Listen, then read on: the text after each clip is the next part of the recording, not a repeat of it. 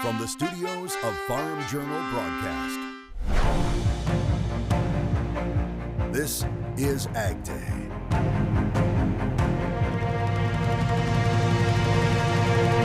Well, the focus as of late has been on the big gains in the cattle market. Hog futures are seeing some of their highest levels since October. I'm Clinton Griffiths, but it isn't a completely rosy picture for hog producers right now. Ag Day's Michelle Rook joins me. Michelle, what has been driving these strong hog prices and how long could it last? Well, Clinton, unfortunately, some of the strength has been due to the reemergence of disease pressure in the nation's herd, which will lead to tighter supplies. Now, that pushed the spring and summer month hog futures up into contract highs just last week before they eased back. But we've also seen fund buying and strong demand lending a hand. Disease problems in the nation's hog herd are making a repeat performance similar to last year. PRRS has flared up in the Midwest with PEDV in the East. Yeah, disease is definitely a ramping up problem. So this year, the question is, how long does that disease pressure stay with us? Is it going to be the normal few months here in the winter and then done, or is it going to go away, like we normally get, or is it going to stick around like it did last year? The disease pressure is evident in isowean pig prices. You got isoweans as high as $1.07 or $117 this week. Granted, they're kind of going off of the June board, but the availability of them is limited. Plus, pork cutout values have also remained unseasonably strong as U.S. consumers trade down from higher priced beef to pork and with the whole protein craze. It's domestic demand. Yeah, we have been really strong on domestic demand. Pork cutout values have held in the 90s for quite some time now. And funds are also near record long in hog futures. You have open interest in the hogs that is greater than what the cattle are, so you're seeing some huge fund positioning on the long side with the hogs there too. With the caveat of buying high-priced isoweans, Miner says there are some attractive margins for producers, with summer lean hog futures close to $110 and with low feed prices. They're fantastic. I mean, hog margins here are ramping way up. The next 12 months look fantastic. I feel like this is an opportunity that at this point no hog producer is unaware of or taking advantage of. And that's good news for an industry that is still on the mend. I'm Michelle Rook reporting for Ag Day. All right, thanks, Michelle. As researchers work to find solutions for these diseases, they're also working to relieve the pain pigs can feel. I recently got a chance to speak with a researcher working on an experimental painkiller that can be delivered through a patch.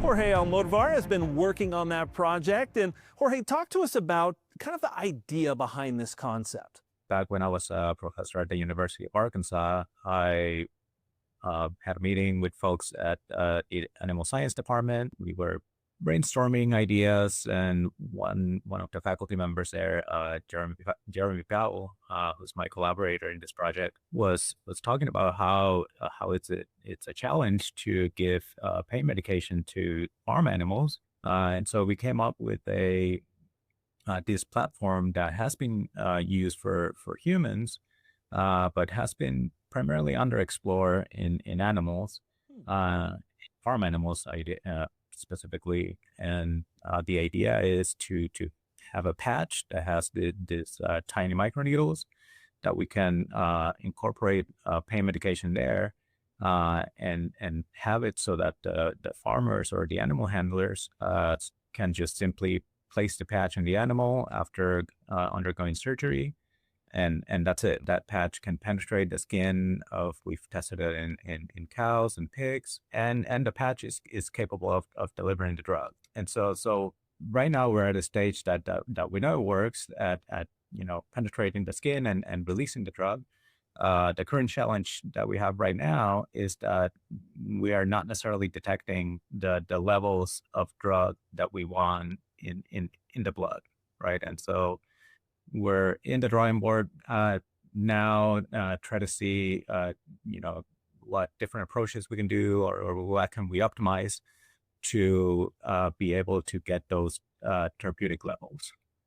What do you think is next? How long do you think it takes to kind of get over the hurdle here and get it out, into producers' hands? Yeah, so hopefully, in the next several years, funding pending, we'll be able to explore, optimize, the formulation so that we can get that specific drug that we want in the bloodstream. But also, what's next is to try with different drugs,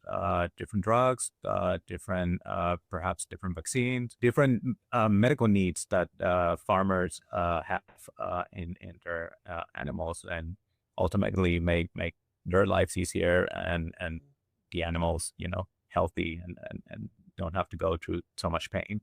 Well, it's fascinating research. We sure appreciate you taking a few minutes to jump on here and explain it to us and give us a sneak peek as you put the work in to get this into producers' hands.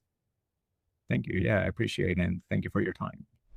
Another threat to hogs and cattle, the New World screwworm. Texas governor last week issuing a statewide disaster declaration about the pest. Republican Governor Greg Abbott saying the declaration will, quote, better equip the Texas New World screwworm response team to prevent the potential spread of the NWS fly into Texas and to better protect livestock and wildlife, end quote. Now, he said that although the fly isn't yet present in Texas or the U.S., its northward spread from Mexico toward the U.S. southern border poses a serious threat to the state's livestock industry. Texas Ag Commissioner Sid Miller agreeing with that assessment, adding that the screwworm is inching closer to Texas each and every day. Now, cases were reported just last week in Mexico, with 5 cases reported in cattle in Veracruz. The U.S. now has trade agreements with 2 more countries, El Salvador and Guatemala. U.S. Trade Representative Jamieson Greer signing the agreement on reciprocal trade with Guatemala's Minister of Economy. The national milk producers and other ag groups welcoming the recent agreements, saying it underscores the importance of reinforcing long-standing market access gains for U.S. dairy exporters. Both countries agreeing to address and prevent barriers to U.S. ag products, including dairy. They also agreed to ensure market access for U.S. exporters will not be restricted due to use of certain cheese and meat terms. And an update on a story we've been following. Panama Supreme Court says a Hong Kong-based company's operation of 2 strategic ports at either end of the Panama Canal is a violation of the country's constitution. The ruling could force a reassessment of port concessions and reshape the balance of influence over one of the world's most important maritime corridors. Now, China says it will take all necessary measures to safeguard what it says are the legitimate rights and interests of Chinese companies.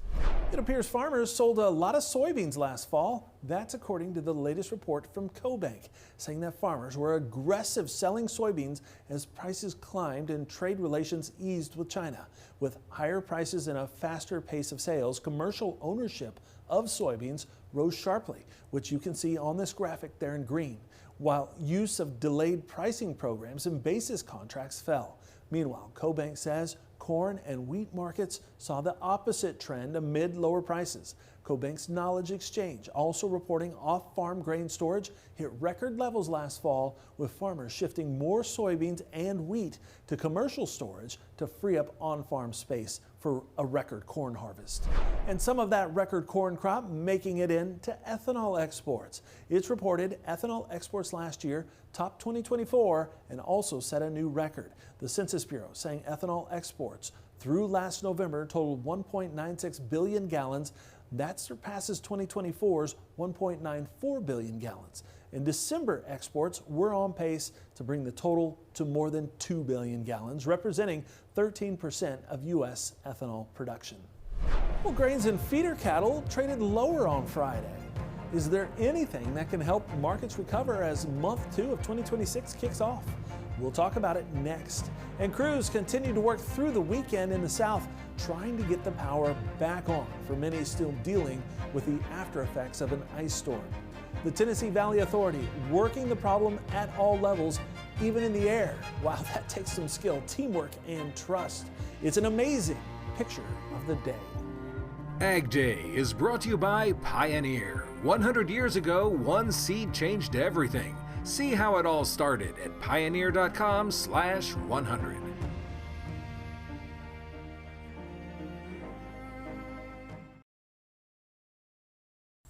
I don't get it. Why is there uneven crop emergence out here? Great question, Jill. From what I've seen, soil compaction from your sprayers and grain carts is the likely culprit. This can hinder root penetration and emergence along field edges. What would I do without you, Tom? Hey, that's what I'm here for. Let's catch up later. I'm needed over in Monroe County. From personalized insights to year-round support, Channel Seed pros always show up. Channel, all in, all season. Nice guy. Join us February 9th through the 11th for Top Producer Summit at the Renaissance Hotel in Nashville, Tennessee. Visit tpsummit.com to register today. Jeff Mancini here with an incredible offer from Mighty Bite. We're celebrating 15 years and the most lure patents in history. Mighty Bite looks, smells, sounds, feels, tastes, and swims like a wounded baitfish. With millions of pieces sold and fish being caught around the world, Mighty Bite's interchangeable adaptive features transforms the lure, creating irresistible erratic wounded action that ignites the predatory instinct to make fish strike. Only Mighty Bite has real-life fin action that fish can't resist. Increased performance with our replaceable weights, sound rattles, and Super Sense Stick attractant. It's better, lasts longer, and never washes off like all those other lures. So it just works better in almost every fishing situation and for every type of fish. Catch more and bigger fish with Mighty Bites. Guaranteed more bites or your money back. Order now and get 4 free gifts, including the incredible UFO Glow Kit to get the bite at night. Call or click today. We're all just trying to keep things running for those who rely on us. Ready? That's why we don't have time to be sick with the flu. And especially this year, no one has time to get sick. Get a flu shot for yourself and those around you too. Hi folks, Joe Namath here. And if you're having a hard time hearing, call MD Hearing because they changed my life and they can change yours too. I was wearing expensive hearing aids for years until a good friend of mine told me about MD Hearing. I bought a pair of the hearing aids with no doctor visit, no prescription, and no hassle. I got fitted right over the phone and I've never had a better pair of hearing aids. I'm even wearing them right now. Call now and get 2 rechargeable Neo hearing aids for just $297 with a free portable charging case and free shipping.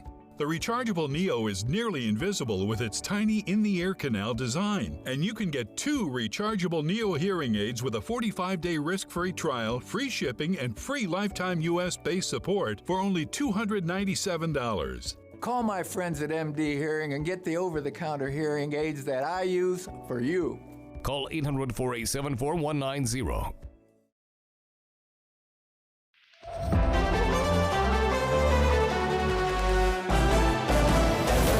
Grains couldn't find much to be positive about at the end of last week, and neither did feeder cattle ahead of the semi-annual USDA cattle inventory report. Ag Day's Michelle Rook looks ahead to this week in Markets Now. Well, grain and livestock futures all in negative territory last Friday. Allison Thompson with the Money Farm is joining us with analysis. And boy, the sell-off that we saw in the commodity sector was ags, it was softs, it was everything, wasn't it? Yes, we definitely had a broad market sell-off to finish the week last week, and a lot of it had to do with just macro markets. We were talking about the Fed and policy, and those things obviously play into that big macro environment, and obviously has effect on grains and also livestock here. So we'll definitely be watching it as we go into the rest of the week. When you look specifically at the grains, though, corn, wheat, soybeans, they had all went up to the upper end of their trading ranges as well and couldn't get through those areas, right? Correct. We did go into some resistance areas and the trade just really failed to hold above those levels. And we saw pullbacks within the sessions last week.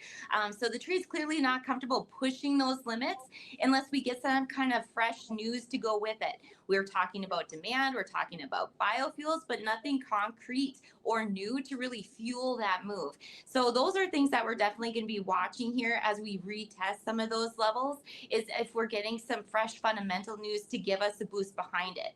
If not, some of these outside markets are definitely going to be things in the background that could give us some support or continue to face resistance at those levels. So Allison, as you start a new week, you start a new month. Do you think we're going to see some of this reallocation of these assets continue? Yes, the funds definitely have a way of shuffling money around. And one of their main rotations, especially across commodities, is going from the hards, which is metals, and then flowing into energies and finally grains. So with what we saw to finish the week of obviously a big sell-off in the metal markets, they could be stepping into oils coming in here next. We're talking about some geopolitical tensions with Iran coming up. We're also talking some more cold weather coming through. So we've seen that support the energy markets. And of course, with grains too, we have a lot of unknowns here, not only with what we're going to be planting this next year, but also what South America's crops looking like. That's something we should know more here in the next month. And those are things that could definitely affect money flow. Ellison Thompson with the Money Farm. That is Markets Now.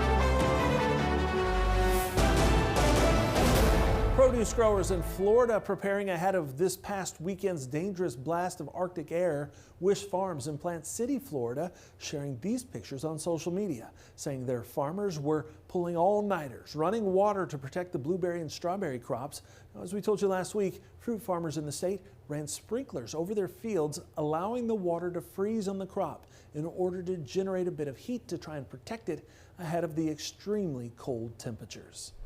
With a check of your forecast, I'm meteorologist Alyssa Heilman, and starting out in our morning hours for Monday and taking a look at what you can expect for the rest of the work week in terms of the entirety of the United States, how the precipitation is going to play out throughout this week. And Monday, 7 a.m., you are seeing that large low pressure system that impacted much of the East Coast over the weekend, now pushing off far into the northeast, moving out and into the ocean. But that doesn't stop more systems similar to that on a similar track coming back around as we get throughout this work week. Headed Monday, 1 p.m. Well, that in those lake effect and in those Great Lakes regions, bringing lake effect snow showers as a quick clipper moves through, and then behind that some lake effect with it as well. And then for the most part of the United States throughout Monday, not much in terms of activity until we get into Tuesday morning, where some energy starts to develop as we are in the southern portions of the United States towards the plain states as well.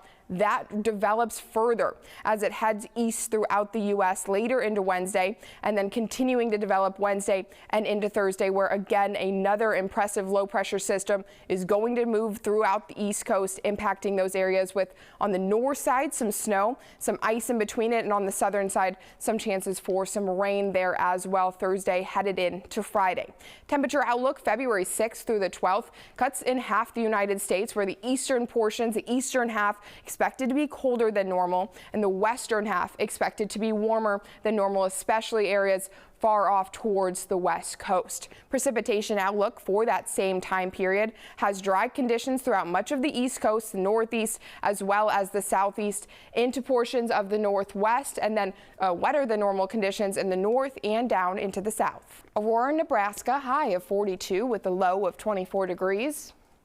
Buck Creek, Indiana, high of 30, low of 17. In Coloma, Wisconsin, high of 24 with a low of just 2 degrees. Ag Day is brought to you by FBN Finance, experienced loan advisors putting farmers first with farmland rates as low as 4.99%. On the hunt for lost ROI, let Acuron lead the way. As the only corn herbicide strong enough to bury competing weeds that seek to steal your potential yield. Acuron can help you uncover hidden riches, like 5 to 15 more bushels per acre. It's the field guide you need to unlock your crop's full yield potential. Because where Acuron leads, more ROI potential follows. When the game is on the line, championship teams know the game plan. They communicate and work together to win. We all need a game plan to protect ourselves online. Talk to family and friends so they know how to stay safe too. Create strong passwords, turn on multi-factor authentication, update software, and recognize and report phishing, because online safety is not something you want to fumble. Get more game-winning tips at CISA.gov/secure our world. Then share them with family and friends. When you look at your grocery bill, is it so high it knocks you off your feet? It's time to stand up and save with InstaSeal by Bell & Howell, the world's first vertical vacuum sealing system designed to save you money. Unlike ordinary storage bags that trap air in, spoiling your food, InstaSeal removes the air completely, extending freshness up to 6 times longer. Now that's saving. With just one touch, it auto-feeds the bag to seal, pauses to vacuum out the air, then continues to perfectly seal. When you add it all up, InstaSeal will help you seal and save hundreds on your family's grocery bill. Get the complete InstaSeal system for the special TV discount price of just $99.99. Plus, we'll ship your entire order free. Order now. To order, call 1-800-308-6416. That's 1-800-308-6416 or order online at buyinstaseal.com.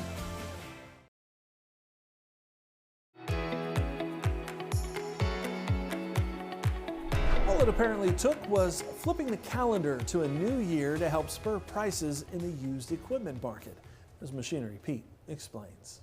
Well, folks, the market for good condition used tractors has stayed strong as the calendar has flipped from 25 into 26. We took out those year-end tax buyers, but auction pricing has remained strong.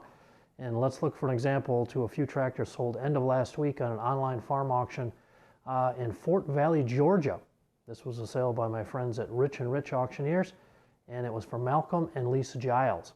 Now we'll start off a little more on the vintage side. So here's a picture of a beautiful 1992 John Deere 4255 two-wheel drive. Only had 3,220 original hours on it. You can see it just looks solid. Went for $63,000. Now that's the 13th highest auction price ever on a 4255.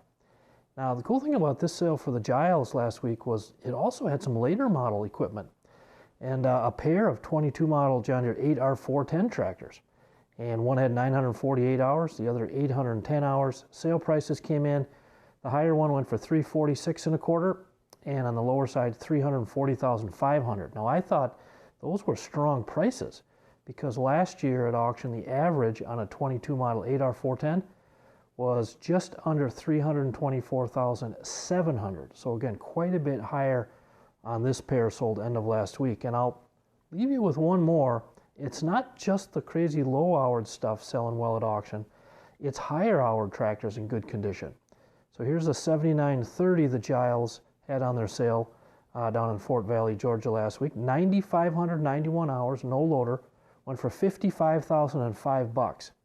Now that's the second highest auction price ever on a John Deere 7930 sold with 9,000 plus hours and no loader. All right, thanks, Pete. Well, the winter weather isn't over, but life continues. We'll see how a member of one family made themselves comfortable during the Arctic freeze next. Be sure to check out the Moving Iron podcast with Casey Seymour and Machinery Pete with new episodes released every Thursday. You can find Moving Iron on all the popular podcast platforms, plus agweb.com and Farm Journal's YouTube channel.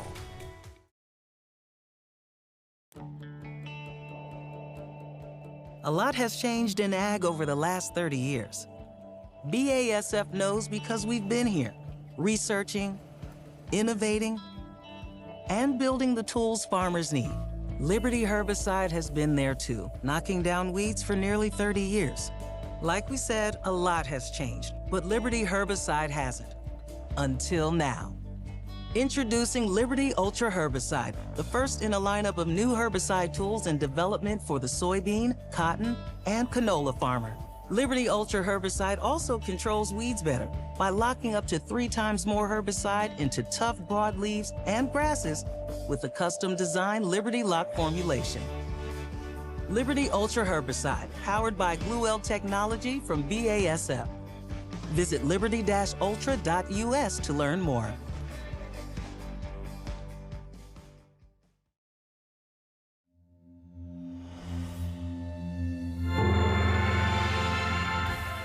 Stream your favorite Farm Journal programs, podcasts, and personalities with the new Farm Journal TV app. You'll enjoy on-demand access to the agriculture information you need from the sources you trust. It's all at your fingertips and on your schedule, anytime, anywhere. The Farm Journal TV streaming app gives you all the must-see Farm Journal shows.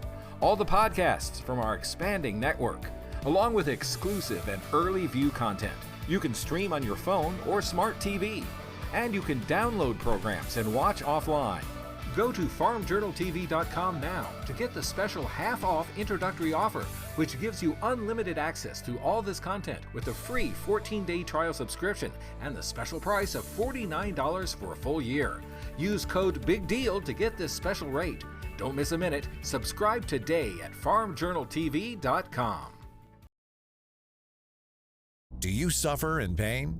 Are you stiff, tense, or less active than before?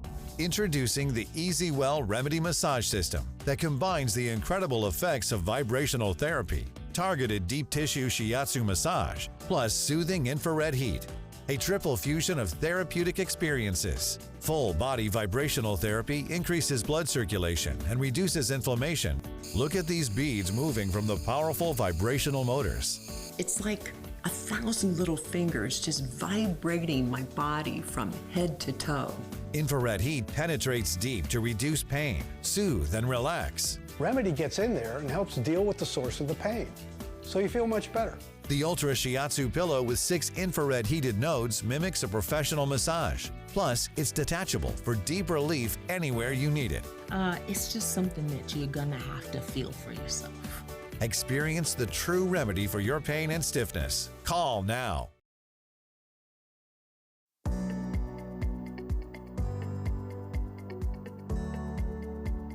With the cattle herd still at multi-decade lows, every calf counts. That's especially true during these last few days as Arctic air and winter storms poured into the lower 48. Macy Sorrell and her family live and farm in Mount Sterling, Kentucky. As storms brought freezing rain and sheets of ice, they welcomed a new calf into the world. Whenever he found her, she was maybe 2 hours old. She was already frozen up, and she had ice all in her hair. Her little umbilical cord looked like a little popsicle. So he called me. I took the truck back there and put him and the calf in the bed of the truck and brought him in the house. Blankets, a hairdryer, and a bottle of colostrum helped warm the new baby up. And then after she got her belly full, she was ready for a nap.